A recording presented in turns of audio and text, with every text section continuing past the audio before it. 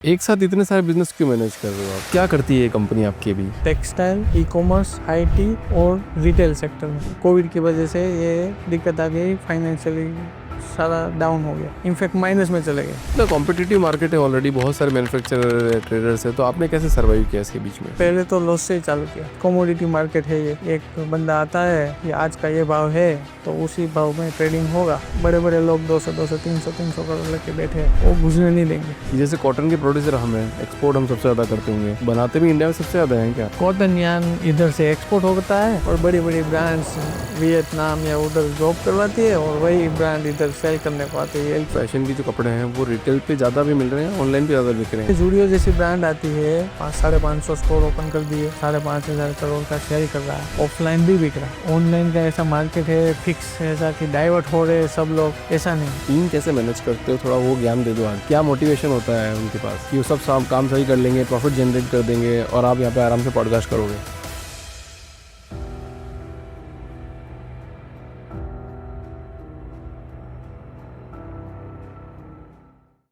धर्मेश जी, बहुत बहुत स्वागत है आपका द फाउंडर्स ड्रीम के अंदर। Thank you. थोड़ी सी आज बात करते हैं आपकी कंपनी के बारे में।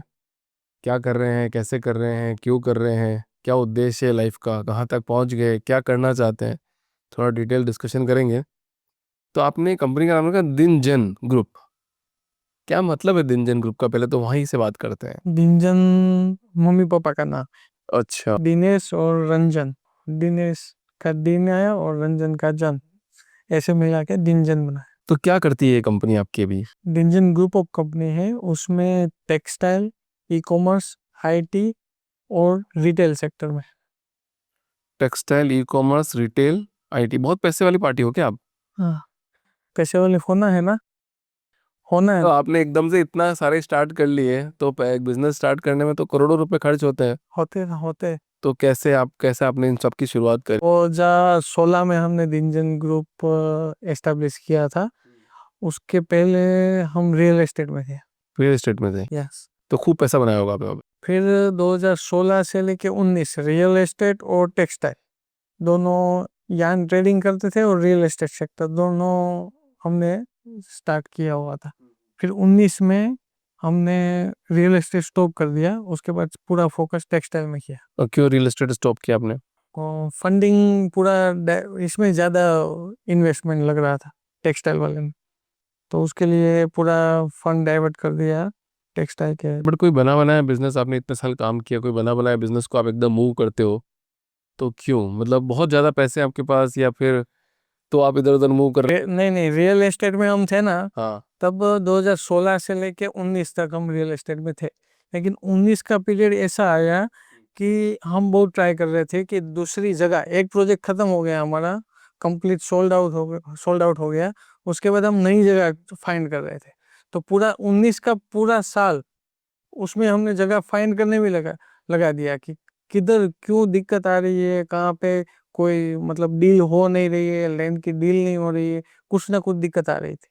फिर 2019 एंड आया ना, तब तक एक टेक्सटाइल वाली, हम जो यान का ट्रेडिंग कर रहे थे उसका ही मैन्युफैक्चरिंग फैसिलिटी सेल होने को आया, पार्टनरशिप सेल कर रहे थे। कोई सेल कर रहा था? हाँ, तो उसमें हम फिर हमारी पूरी पहले से टेक्सटाइल का पूरा कस्टमर बेस था, तो पूरा मैन्युफैक्चरिंग फैसिलिटी हमने बाय कर लिया 2019। तो एक साथ इतने सारे बिजनेस क्यों मैनेज कर रहे हो आप? मतलब टेक्सटाइल हो गया, रिटेल हो गया, कॉमर्स हो गया। 19 में हमने स्टार्ट किया टेक्सटाइल ओनली, फिर हम उसमें ई कॉमर्स प्लेटफॉर्म ला रहे थे, यान मतलब ऑनलाइन सेल करना है उसके हिसाब से, तो उसमें टेक लग रहा था, तो टेक आउटसोर्सिंग किया, लेकिन उसमें कुछ रिजल्ट मुझे दिखाई नहीं दिया। फिर सोचा कि अपना ही खुद का आईटी फर्म खोल लेते हैं, तो टेक भी उसमें आएगा, सर्विस भी उसमें होगी, सारा रेवेन्यू जनरेट करेंगे। उसके हिसाब से हमने आईटी सेक्टर में, टेक्सटाइल के अलावा आईटी सेक्टर ओपन किया। फिर आईटी सेक्टर, 2 सेक्टर हमने ओपन किया। फिर 2021 कोविड की वजह से ये दिक्कत आ गई, फाइनेंशियली सारा डाउन हो गया, इनफैक्ट माइनस में चले गए पूरा सा। फिर यान डीलिंग से हमने चालू किया वापस, मैन्युफैक्चरिंग, यान डीलिंग और आईटी सेक्टर तीनों वापस से 2022 में वापस चालू किया। फिर 2023 आते आते मैंने हेड क्वार्टर सूरत से लेके अहमदाबाद शिफ्ट कर लिया। कुछ शेयर कर पाओगे, रेवेन्यू नंबर शेयर कर पाओगे कि पहले क्या करते थे अभी क्या करते हो? पहले हमने पहला पहला साल था 21 में 3.5 करोड़ का हमने रेवेन्यू फर्स्ट किया था। फिर उसमें बड़ा सीधा 18 करोड़ डीलिंग में गए इसके लिए। उसके बाद में आया 25 करोड़, फिर आया 50 करोड़, अभी इस साल का 300 करोड़ का। टारगेट है, वाह बहुत बढ़िया। तो आप ये क्या कॉटन, आप क्या कॉटन में डील करते हो या नहीं पॉलिएस्टर। पॉलिस्टर में डील करते हो? तो क्या ट्रेडिंग होता है इसमें पूरा, या फिर आप खुद मैन्युफैक्चरिंग है आपकी सब कुछ? मैन्युफैक्चरिंग भी खुद का है और ट्रेडिंग भी खुद ही करते हैं। मतलब बिलोसा रिलायंस के ऐसे यान परचेस करके वीविंग सेक्टर में देने रहा। सो ऑलरेडी इंडिया में इतना कॉटन प्रोड्यूस होता है, फिर भी मतलब इतनी सारी कंपनियां मतलब चाइना पे वियतनाम पे क्यों डिपेंडेंट रहती है? क्वालिटी में दिक्कत है ना, हमारे क्वालिटी में दिक्कत है। क्या दिक्कत है? यान में अगर चाइना की हेंगी ले लो कंपनी, तो इंडिया में कोई कंपनी ऐसी नहीं है जो हेंगी जैसा क्वालिटी पॉलिएस्टर में दे के देखे। इसीलिए तो अभी इंपोर्ट बैन लगा दिया है उन्होंने कि एडवांस लाइसेंस है आपके पास तो एक्सपोर्ट करो तो ही इंपोर्ट कर सकते हो यान। बाकी तो बड़ी बड़ी कंपनी है इधर, आप नाम जानते हो, वही यान मोनोपोली करके बैठी है अभी पॉलिएस्टर वाला। तो चाइना से अपन को इम्पोर्ट होता है ज़्यादा कपड़ा? कपड़ा नहीं होता है, फिर क्या होता है? यान होता है। कंप्लीट यार्न होता है। यान होता है लेकिन उसमें डीटीवाई सेक्टर ओपन है अभी। पीओआई सेक्टर बैन कर दिया है, एफडीवाई सेक्टर बैन कर दिया है। तो चाइना से सस्ता प्रोडक्ट अपने अपन नहीं बना पाते भी? सस्ता सस्ता भी बनता है और क्वालिटी एक नंबर आती यहाँ से, इंडिया से? है। नहीं बाहर से। बाहर से? चाइना से यान इंडिया में आया मतलब वीविंग वीवर्स को वो सस्ता भी पड़ेगा यहाँ से लोकल से, और उसका जो मैन्युफैक्चरिंग का जो भी कैपेबिलिटी है वो बढ़ जाएगा उसका। इतना कॉम्पिटिटिव मार्केट है ऑलरेडी, बहुत सारे मैन्युफैक्चरर ट्रेडर्स है, तो आपने कैसे सर्वाइव किया इसके बीच में? उसमें हमने तो पहले तो लॉस से ही चालू किया था, क्योंकि उतना तो मार्केट से क्या तो वही एक कमोडिटी मार्केट है ये, कि एक बंदा आता है कि आज का ये भाव है तो उसी भाव में ट्रेडिंग होगा, उसके नीचे कोई कर नहीं सकता। और उसमें भी बड़े बड़े लोग 200 300 करोड़ लेके बैठे हैं, वो गुजरने नहीं देंगे। पहले से ही हमने लॉस से स्टार्ट किया, फिर धीरे धीरे कस्टमर बेस बनाते गए, और अभी इस साल का 300 करोड़ का टारगेट है। नहीं मतलब क्या स्ट्रेटेजी बनाई आप, तो मतलब हमारे जो व्यूअर्स हैं उनको बताने के लिए ऐसी क्या स्ट्रेटेजी थी आपके पास, क्या करते थे आप लोग? हम परचेस करते थे ज़्यादा भाव में और सेल करते थे लॉस मेकिंग में। मतलब 100 रुपये का माल खरीदा, 90 रुपये में बेच रहे हो? लेकिन इतना मार्जिन इतना कम नहीं था, उसमें 1.5% का मार्जिन रहता है कि कमीशन देते हैं 1.5%, उसमें से 2% हम लेस करके दे देते हैं मार्केट में आगे।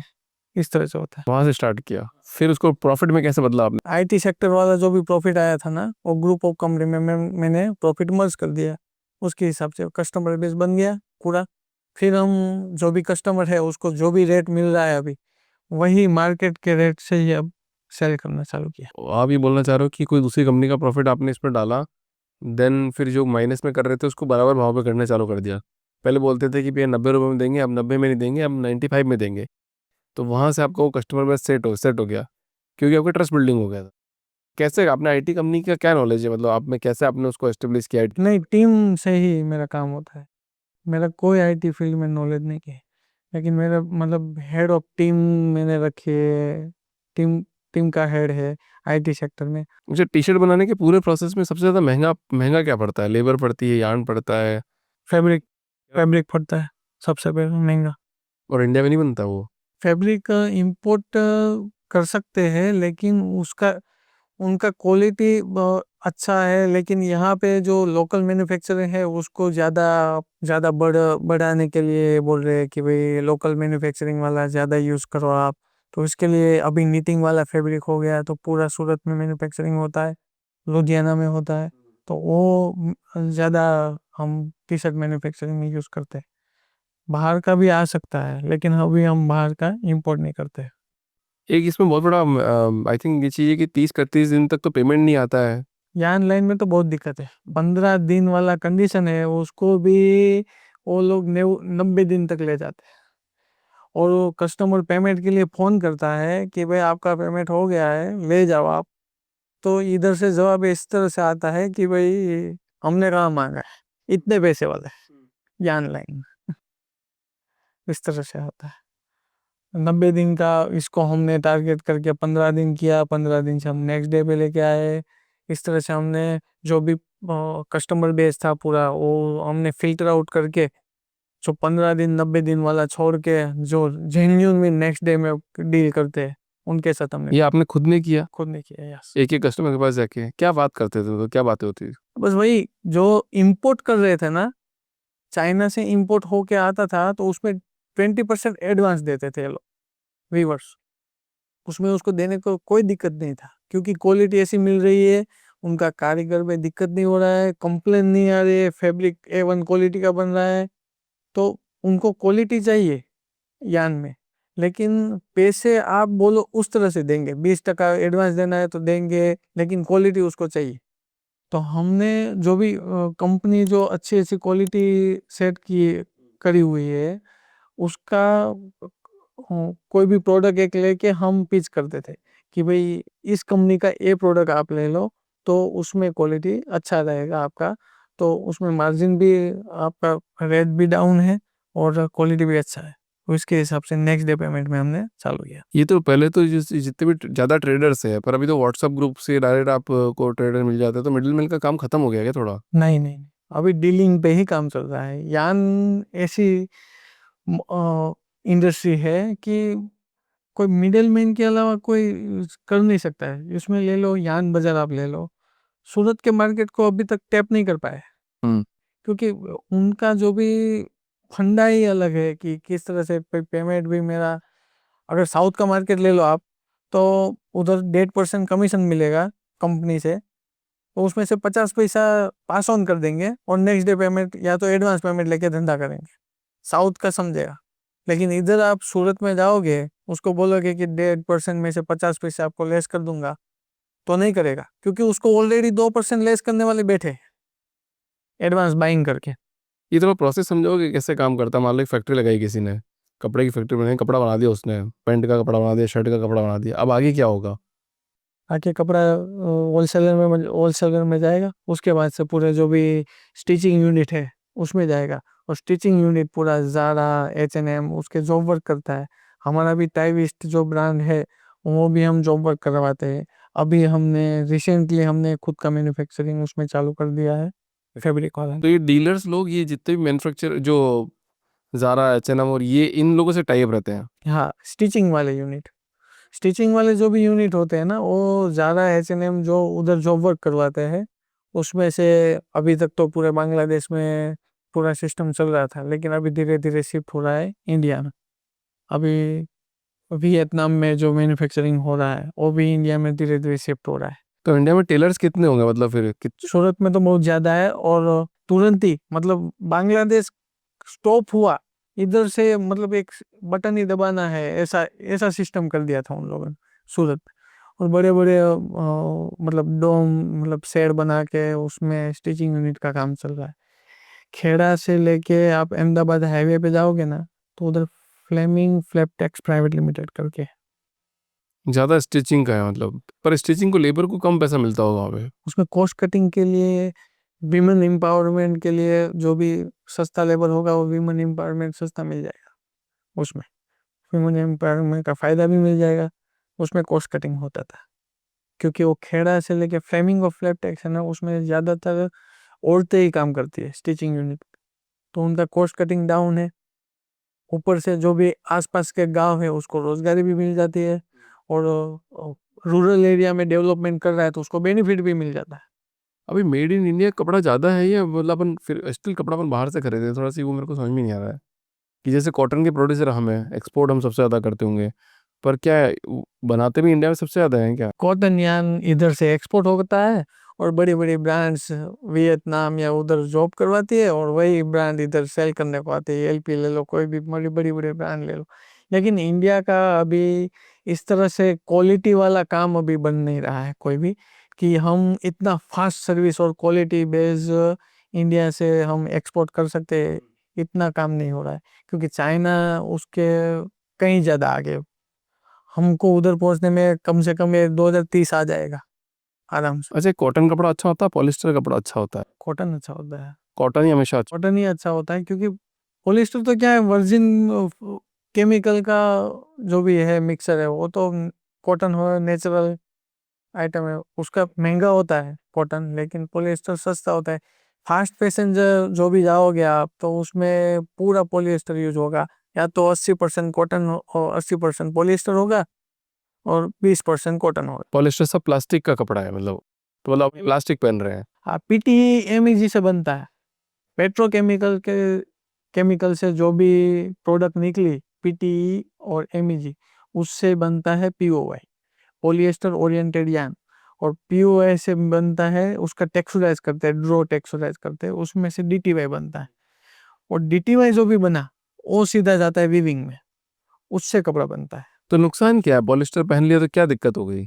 दिक्कत कोई नहीं, फास्ट फैशन में वही दिक्कत है कि मतलब आपने जो भी, इंसान को क्या दिक्कत है? मैं अगर आज मैं पहनूं पॉलिस्टर कपड़ा पहनूं पूरी जिंदगी भर? नहीं, इंसान को कोई दिक्कत नहीं है, दिक्कत है धंधे को। अच्छा। अपना जो भी पहले का धंधा है, हैंडीक्राफ्ट वाला, जो खुद डिजाइन है, हैंडमेड जो भी है, उसको दिक्कत है। जो मतलब पाटन का पटोरा ले लो, कोई बांधनी ले लो, ये सब ये लुप्त होते जाते हैं। और फास्ट फैशन वेस्टर्न कल्चर हमने, क्या फर्क पड़ रहा है स्टिल? मतलब तो दुनिया तो इवॉल्व होगी ना, मतलब नई नई चीजें आएगी। आप पहले क्या पहनते थे, अब क्या पहनते हो, आगे क्या पहनोगे?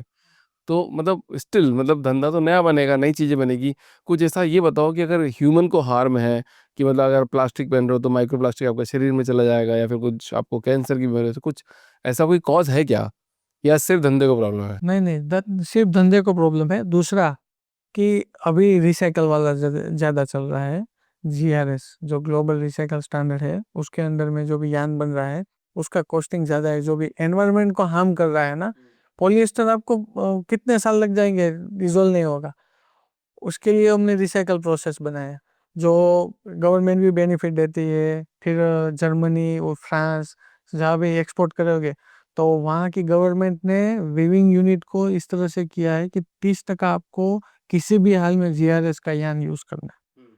70% आप वर्जिन पीओआई पॉलिएस्टर यूज करो, 30% आपको ग्लोबल रिसाइकल वाला यान यूज करना है। तो ये एनवायरनमेंट को हार्म ना पहुंचे, उसके लिए ज्यादा ये बेनिफिट दे रहे हैं। दूसरा फास्ट फैशन में दिक्कत ये है, ज्यादा एच&एम जो भी कपड़ा बनाते हैं, फास्ट फैशन में आता है, जो भी डेड स्टॉक बचा, उसको क्या करेंगे, डिजाइन तो चली गई, उसको बेच नहीं सकते, क्योंकि डिजाइन ब्रांड इमेज को डाउन कर देगी। उसके लिए जो भी डेड स्टॉक बचा है, उसको डंप करते हैं। तो वैसा ढेर पड़ा था, जो भी ढेर है वो सब परचेस करते हैं, और सेल जो भी करते हैं, जो अग्रवाल समाज हॉल में आपने बोर्ड पड़े होंगे कि ये ब्रांडेड कपड़े इतने सस्ते मिल रहे हैं, इधर आ 100 रुपए में मिल जाएंगे, उधर जाते हैं। एनवायरनमेंट को हार्म है, बाकी कोई दिक्कत नहीं। धंधा तो बढ़ रहा है, ब्रांड बड़ी हो रही है, एच&एम बड़ा हो रहा है, फास्ट फैशन ज्यादा बढ़ रहा है, उसमें कोई दिक्कत नहीं। लेकिन एनवायरनमेंट को हार्म है, इसके लिए ग्लोबल रिसाइकल, अभी रिलायंस भी रिसाइकल पूरा फोकस कर रहा है। अच्छा, एक B2B ई कॉमर्स कंपनी बनाते हैं, B2C नहीं, तो उसमें क्या क्या चैलेंजेस आते हैं? कि जैसे मैं आज मैन्युफैक्चरिंग यूनिट लगाऊं, फिर मैं लोगों को देना चालू करूँ या बल्क में सामान लो, तो उसका प्रोसेस कैसे करें? पर्टिकुलर एक ही इंडस्ट्री में फोकस कर रहा हूँ। अभी यान इंडस्ट्री पकड़ लो, कि कोई टैप नहीं कर पा रहा है, क्योंकि उधर जो भी व्यूअर्स है, सूरत वाले, अहमदाबाद वाले पकड़ लो, आज भी चेक से डील करते हैं, आरटीजीएस सिस्टम उधर नहीं है। कल चेक ले जाओ, इस तरह का सिस्टम, उसको कन्वर्ट करना मतलब इतना हार्ड है। कि अभी यान बाजार ले लो, यान लाइव ले लो, यान बीज ले लो, ये 3 अभी ई कॉमर्स ब्रांड है यान का। तो यान में 3 ई कॉमर्स ब्रांड है, वो अभी तक टैप नहीं कर पा रही है, उतना हार्ड है। नई पीढ़ी आएगी तो उसको डाइवर्ट कर सकते हैं। मतलब ये बताओ, ये जो ऑनलाइन जो चल रहा है, तो ये कपड़े फैशन के जो कपड़े हैं वो रिटेल पे ज़्यादा भी मिल रहे हैं, ऑनलाइन पे ज़्यादा बिक रहे हैं? जैसे आप बेंगलोर जैसी सिटी बात करो तो वहाँ पे कपड़े की शॉप्स कम है, फिजिकल आउटलेट, ऑनलाइन ज़्यादा है। तो आपके हिसाब से क्या ऑफलाइन में ज़्यादा मार्केट बिक रहा है, ऑफलाइन में ज़्यादा है? एक ट्रेंड है ऑनलाइन का, बराबर।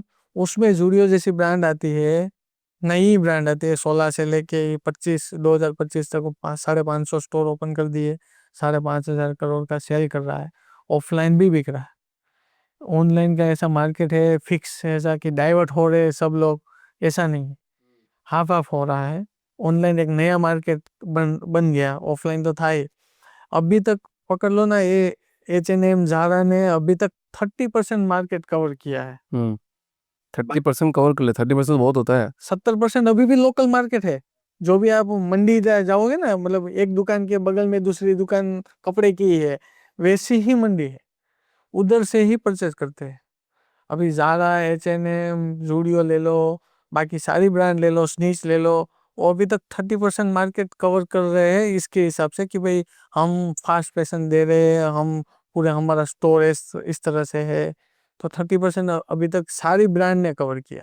बाकी 70% मार्केट अभी तक जो भी मंडी वाली मार्केट है वही चल रही है। आज भी मैं जाऊंगा, कहीं भी खरीदी करने जाऊंगा तो मैं जूडियो में के उधर नहीं जाऊंगा, मैं कहाँ जाऊंगा, उधर जाके परचेस करते हैं, क्योंकि सारी वेराइटी उसको एक जगह पे मिल जाएगी। जीन्स लेना है, टी शर्ट लेना है, इथनिक भी लेना है, तो पूरा उसका मार्केट है। तो वो मार्केट अभी तक 70% उसके हाथ में है। अच्छा, तो हर शहर में कैसा मार्केट होता है क्या? होता है हर जगह, लेकिन ये सूरत, अहमदाबाद, मैंने गुजरात टारगेट किया है, मुंबई भी है, लेकिन ये जो छोटी छोटी दुकानें हैं ना, वो ज्यादा मार्केट शेयर है उनका। मतलब छोटा छोटा करके बहुत बड़ा हो गया है वो, सब बड़ा बड़ा ने पूरा कब्जे नहीं कर रहे थे। मैं एक अकेला आ जाऊंगा कि मुझे इतना मार्केट टारगेट करना है, और छोटे छोटे लोग कैसे कहाँ जाएंगे? ब्लिंकिट ले लो, ब्लिंकिट ले लो, जेप्टो ले लो। अभी उससे हार्म किसको होने वाला है? जो प्रोविजन स्टोर है, किराना वाला स्टोर है, उसी को हार्म होने वाला है। लेकिन फिर भी कोई भी मैं जाऊंगा लेने तो अभी मैं पढ़ा लिखा हूँ, IT सेक्टर में हूँ, मेरी अच्छी जॉब है, बेंगलोर में मैं शिफ्ट हूँ, मेरा फ्लैट है, तो मेरे पास टाइम नहीं है जाने का, तो मैं जेप्टो यूज़ करता हूँ। लेकिन अभी भी जो भी कोई एरिया है, Tier 2 सिटी, Tier 3 सिटी पकड़ लो, उसमें अभी भी वो टैप नहीं कर पा रहे, क्योंकि उनको तो वही रिलेशन चाहिए किराने वाले से।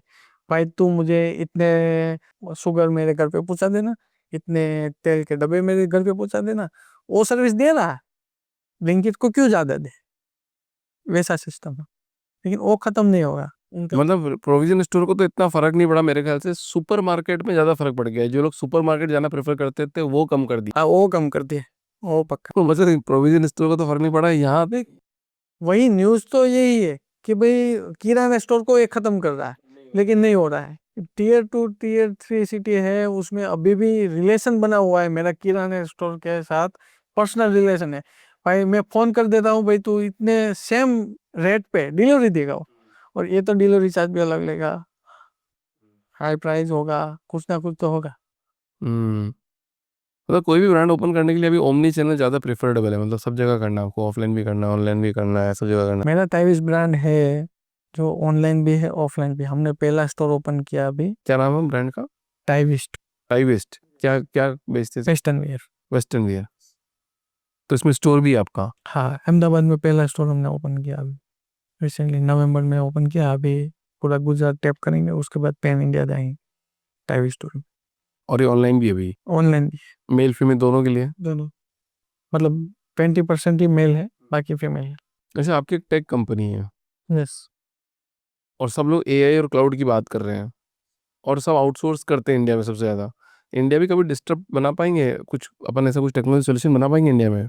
बन रहा है ना, अभी AI में आगे बढ़ रहा है इंडिया, लेकिन ये जो डीप सीक है, ChatGPT है, वहां तक नहीं पहुंचा है। स्टार्टअप है अपने पास ज़्यादा है, यूनिकॉर्न्स है, लेकिन जो एक्चुअल में जो काम कर रहे चाइना, US वाले, उस तरह से हमारा एंटरप्रेन्योर काम नहीं कर रहा है। हम्म। जो एक्चुअल में जो AI का जो भी यूज है, अभी यूट्यूब पे आप स्क्रॉल करोगे, AI में आपको फनी वीडियो ही देखेंगे। कोई भगवान का बना रहा है, कोई किसी का बना रहा है, कोई शाहरुख खान का बना रहा है, किसी का भी बन रहा है, AI मॉडल बना रहा है। लेकिन AI को यूज करने का तरीका भी है, AI को सही जगह भी यूज करोगे तो AI काफी सारा बेनिफिट देगा, लेकिन अभी एजुकेट नहीं है। आप यहाँ बैठे हो, आपके बिजनेस में आपके लोग टीम वाले होंगे, तो आप ये टीम कैसे मैनेज करते हो? थोड़ा वो ज्ञान दे दो आज। तो क्या मोटिवेशन होता है उनके पास? कि वो सब काम सही कर लेंगे, प्रॉफिट जनरेट कर देंगे और आप यहाँ पे आराम से पॉडकास्ट करोगे? तो होता है एम्प्लॉय के ऊपर भरोसा रखना पड़ता है। हाँ। मैं आग बन के भरोसा करता हूँ अपने एम्प्लॉय पे, बराबर। एम्प्लॉय मुझे क्वेश्चन भी करते हैं। ये एक एम्प्लॉय ने तो मुझे पूछा था, आप इतना भरोसा क्यों कर लेते हो सब एम्प्लॉय पे, बराबर। लेकिन धंधा वो ला के दे रहा है तो भरोसा तो करना पड़ेगा ना। अभी आप शंका उसके पीछे बैठोगे कि भाई ये क्या कर रहा है, मैं देखूंगा इसको, तो आपका काम रह जाएगा। आपका काम है ग्रोथ करना है, आप उस पे फोकस करो, एम्प्लॉय के ऊपर भरोसा करके। अभी तो क्या है, सीआरएम भी आ गया, पहले ये दिक्कत थी, सीआरएम आ गया, एचआरएमएस आ गया, तो उससे उसी से तो अच्छा हो रहा है। तो आप क्या करते हो, मतलब आपका क्या रोल रहता है कंपनी में फिर? मैं फ्यूचर विजन पे ही मैं फोकस करता हूँ कि मैं फ्यूचर में क्या करूँगा। सभी सेक्टर में मेरे हेड है, आईटी में अलग हेड है, रिटेल सेक्टर में अलग हेड है, अपैरल जो मैन्युफैक्चरिंग है उसमें अलग हेड है, और सभी का एक हेड है, और जो पूरा सेल्स ऑपरेशन पूरा मैनेज करता है, और उनके ऊपर मैं हूँ। हम्म। तो ये आपके परिवार के लोग हैं या आपने हायर किए हैं? नहीं हायर किया, एक ही परिवार के आदमी हैं, जो मेरे भाई है छोटे, जो आईटी सेक्टर सर्विस में देखते हैं, और पॉलिएस्टर वाला मैन्युफैक्चरिंग देखते हैं, बस। बाकी सारा हायर किया। तो आप जैसे अलग अलग इंडस्ट्री में काम कर रहे हो, टेक्सटाइल हो गया, एआई हो गया, पेट्रोकेमिकल हो गया, तो अगला फोकस क्या है अभी आपका? मेरा फोकस ये है कि डिंजन ग्रुप के अंदर यान टू लेके पूरा प्रोसेस, जो गारमेंट सेल करने का भी प्रोसेस होगा, वो पूरा डिंजन ग्रुप के अंदर आना चाहिए। उसमें टेक लग रहा है तो टेक भी डिंजन का ही होना चाहिए। इस तरह से मेरा फ्यूचर विजन है डिंजन ग्रुप का।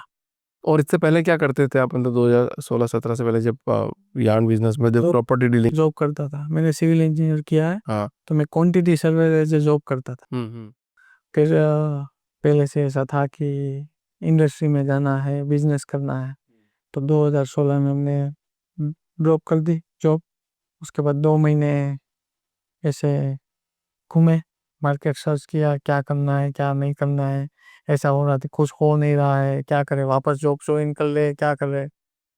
फिर स्विफ्ट डिजायर एक कार थी, 2.5 लाख की कार थी, वो सेकंड हैंड बेच दी, उसी से रियल एस्टेट में पैसे डाले, और 2019 तक आते आते हमने प्रोजेक्ट काफ़ी डेवलप करके सेल आउट कर दी।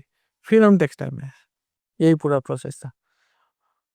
मेरा डाउनफॉल का प्रोसेस 2021 में हुआ, तब हम पूरा माइनस में चले गए थे। 2021 में? इसमें या कोविड की वजह से, या फिर रिलेशन की वजह से, पार्टनर के साथ जो दिक्कत होगी उसकी वजह से हमारा 2021 में डाउनफॉल था। वापस कैसे बढ़े फिर? वापिस यही कि मैन्युफैक्चरिंग यूनिट था हमारे पास, 7 करोड़ के हिसाब से हम 5 करोड़ का सिर्फ हमारे पास एसेट थे, 7 करोड़ देना था मार्केट में।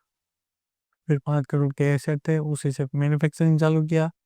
मैन्युफैक्चरिंग के बाद ट्रेडिंग में गए। ट्रेडिंग हम डायड यान का करते थे, ग्रे यान में नहीं करते थे। फिर हमने ग्रे यान में ट्रेडिंग चालू किया 2021 में, 22 में, 23 में, 24 में, 25। अब 25 में अपना टारगेट 300 करोड़ का है ग्रे मार्केट में। क्या मार्जिन्स रहते हैं इसमें, मतलब अगर अपन अगर थोड़ा होलिस्टिक बात करें? नहीं नहीं नहीं, यान लाइन में इतना मार्जिन नहीं है, 1.5% 2% कमीशन मिल जाएगा। हाँ। और एडवांस बाइंग कर रहे हो, मतलब कल रिलायंस बोल रहा है कि भाई मैं 5 रुपए बढ़ा देता हूँ यान का, तो आप अभी 100 रुपए में परचेज कर लो मार्केट में से यान। 100 करोड़ का माल परचेज करके वेयर हाउस में रखवा दो, तो 5 रुपए उधर मार्जिन रहेगा, 1.5% मार्जिन चोखा मिल जाएगा उधर से कंपनी से, वही मार्जिन है। दूसरा कुछ मार्जिन है मैन्युफैक्चरिंग में है। अगर यान एक्सपोर्ट करते हो आप, इंपोर्ट पीओआई रॉ मटेरियल करके आप एक्सपोर्ट करते हो, तो 8% 9% का मार्जिन उसमें है। तो मतलब आप अभी कितनी बड़ी टीम है टोटल मिला के, कितने लोग होंगे टीम में? अभी होंगे 55 से 60 लोग हैं। 60 लोग हैं। 60 लोगों में कितने हेड्स बना रखे हैं आपने? उसमें हेड से जितनी भी कंपनी है, आईटी सेक्टर है, रिटेल सेक्टर है, उसमें से मतलब 5 से 6 हेड है, उसके ऊपर एक हेड है जो 5 जन को मैनेज करता है। तो 5 लोग मैनेज करता है। वाह। और कितने लोग करने का इरादा है अभी कुछ सालों में?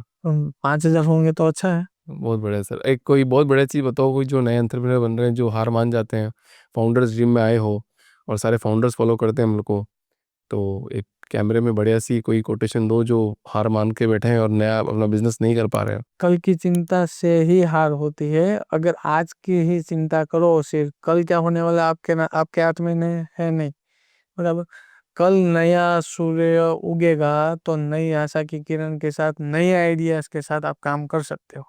लेकिन अगर आप फ्यूचर, दिक्कत कहाँ आती है, फ्यूचर काम सोच लेते कि ये कल ये हो जाएगा तो अरे यार 10 तारीख को सैलरी करनी है, 1 तारीख से टेंशन लेना चालू कर देंगे, क्या करेंगे क्या करेंगे क्या करेंगे। एंटरप्रेन्योर का सबसे बड़ी दिक्कत होती है, कब पहली तारीख आ जाती है पता नहीं चलता है, लेकिन उसका ही टेंशन होता है, सबसे ज्यादा टेंशन।